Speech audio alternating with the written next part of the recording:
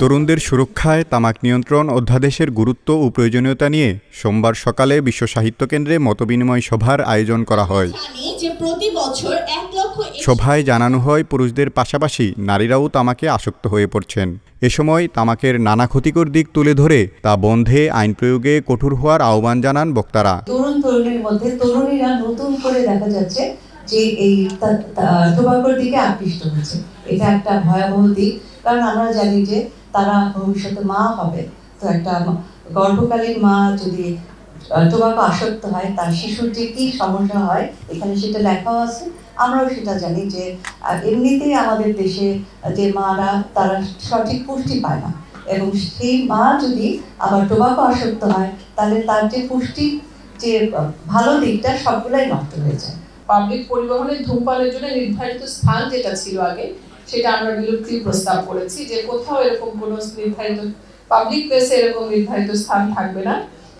তামাক কোম্পানির যে সামাজিক দায়বদ্ধতা কার্যক্রম, যে সিএসআর যেটাকে বলি, সেটা আমরা নিষিদ্ধ করতে বলেছি, প্রস্তাব করেছি।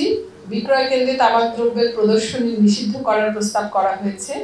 ই সিগারেট এবং ইমার্জিং হিডেড টোবাকো প্রোডাক্ট আমদানি, উৎপাদন ও ব্যবহার বাজারজাতকরণ নিষিদ্ধের প্রস্তাব করা হয়েছে।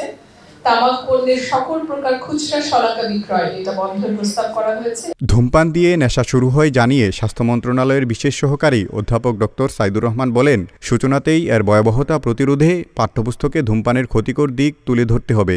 শিশু কিশোর, আজকে আমরা দেখছি গত কয়েকদিন যাবত কিশোর অপরাধ খুব আলোচনায় আছে। তো খুবই স্পষ্ট বলা দরকার যে কিশোর এবং যুবক তরুণদেরকে আসলে সবচেয়ে ক্ষতি যে মাধ্যমে হয় সেটার প্রধান সড়ক হচ্ছে ধূমপান। স্কুলের পাঠ্যপুস্তকে আসলে ধূমপানের অপকারিতা সম্পর্কে কয় পাতা দেখতে পাই, স্কুলের পরীক্ষার প্রশ্নগুলোতে কয়বার আমরা প্রশ্ন দেখতে পাই যে ধূমপানের অপকারিতা সম্পর্কে। বাংলাদেশে যদি একটা স্কুল টেক্সটবুক বোর্ডের সঙ্গে বসে অথবা বিভিন্ন বোর্ডের সঙ্গে বসে বলে দেওয়া হয় যে ক্লাস 9, 10 এবং ম্যাট্রিক পরীক্ষায় একটা প্রশ্ন থাকবে অন্তত যে ধূমপানের এই হৃদযন্ত্রের উপর প্রভাব কি, ধূমপানের সঙ্গে ক্যান্সারের সম্পর্ক কি। এ সময় তামাক উৎপাদনকারীদের সকল দিক থেকে মোকাবেলা করার পরামর্শ দেন তিনি। ওদের সিএসআরকে আক্রমণ করবো, আইনে নিষিদ্ধ করা, এটা হলো এক জিনিস, কিন্তু এর উল্টো পক্ষে কেন কোনো প্রচারণা থাকবে না? মানে সিএসআর দিয়ে তারা যদি একটা ফেস্টিভ্যাল করে, আমাদের তো একটা ফেস্টিভ্যাল হতে পারে তরুণদের, যেই ফেস্টিভ্যাল ধূমপান বিরোধী ফেস্টিভ্যালের মতো।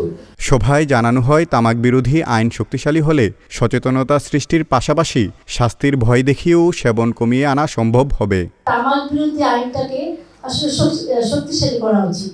আমাদের আইন মন্ত্রণালয় এটা যদি দৃষ্টি দেন তাহলে আমাদের সবার জন্য অনেক উপকার হবে। আসলে শক্তিশালী আইন এটা এর জন্য করা উচিত, আমাদের আইনের প্রতি শ্রদ্ধা রেখে কোনো কিছু আইন হলে কিন্তু আমরা সেটা ভয় পাই, আমরা সেটা করতে একটু ভয় পাই।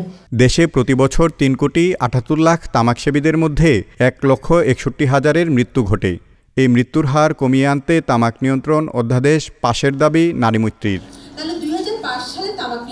তারিকুল ইসলাম, মেডি ভয়েস, ঢাকা।